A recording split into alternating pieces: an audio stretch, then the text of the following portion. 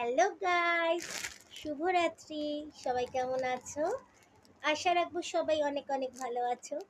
তো এবারে তো মানে কালী পুজো এসেই গেল। তো তোমাদের কাছে আগে শেয়ার করেছি কদিন আগে যে আমি জয়পুর প্রিন্টের শাড়ি কিনেছি। আমি একদম কটন শাড়ি ভীষণই মানে কমফর্ট হয় যেহেতু ভীষণ প্রেফার করি, কটনটাই বেশি ভালো লাগে। তো এছাড়া আলাদা ফেব্রিক পরি, কিন্তু সেটা মানে যেটা যদি লং টাইমের জন্য হয় তো কটনটাকেই আমি সবসময় প্রেফার করি।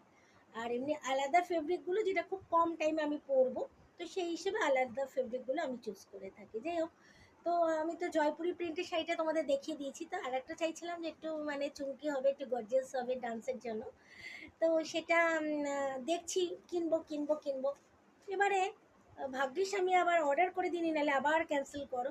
এবারে আমার ছেলে কি করেছে, ও আবার ফ্লিপকার্টে আমার জন্য একটা শাড়ি ও অর্ডার করেছে, কিন্তু সেটা আমাকেও জানায়নি। ও কিন্তু দেখছে আমি বারবারই দেখছি যে কোনটা মানে পার্টি ওয়্যার শাড়ি কোনটা নেব না নেব। তো ও চুপচাপ রয়েছে। হঠাৎ আজকে দেখি সন্ধ্যাবেলা আমার নাম ধরে ডাকছে, কাকুলি দে কাকুলি দি, ফ্লিপকার্ট থেকে এরকম ডেলিভারি আছে। আমি তো কিছু করিনি, ছেলে আমার মোবাইল থেকে কখন করে বসে আছে। ছেলে ছিল ঘরে, যাই হোক আমি জিজ্ঞেস করি কিনে, তখন বলছে আমি তো তোমার জন্য একটা শাড়ি অর্ডার করেছি তোমার ফোন থেকে। চিন্তা করতে পারো, বলবে তো কত কস্টলি একটা শাড়ি মানে অর্ডার দিয়েছে জানো। বকুনি দিয়েছি খুব। হুম। আমার থেকে কিছু নেবে না, অথচ মানে প্রত্যেকটা ফেস্টিভ্যালে ও আমাকে দেবে। এটা ওর একটা মানে এ যে মাকে আমি দেবো। তো যাই হোক, আসো দেখি যে কেমন জিনিস এসেছে, আর আমাকে কেমন লাগবে পড়লে সেটাও তো দেখতে হবে, আর তোমাদের তো জানাতে হবে নাকি। এসো। ও ফ্লিপকার্ট থেকে অর্ডার দিয়েছিল। তো ফ্লিপকার্ট থেকে অর্ডার দিয়েছিল, এবারে আলটিমেট আজকে সন্ধেবেলা আমি এটা পেলাম। তো যাই হোক, আমি এটাকে খুলেই রেখেছি কভারটা। তো এটা হচ্ছে মানে বাটন গ্রিনের ওপর। আর এই যে শাড়িটা, বুঝতে পেরেছো?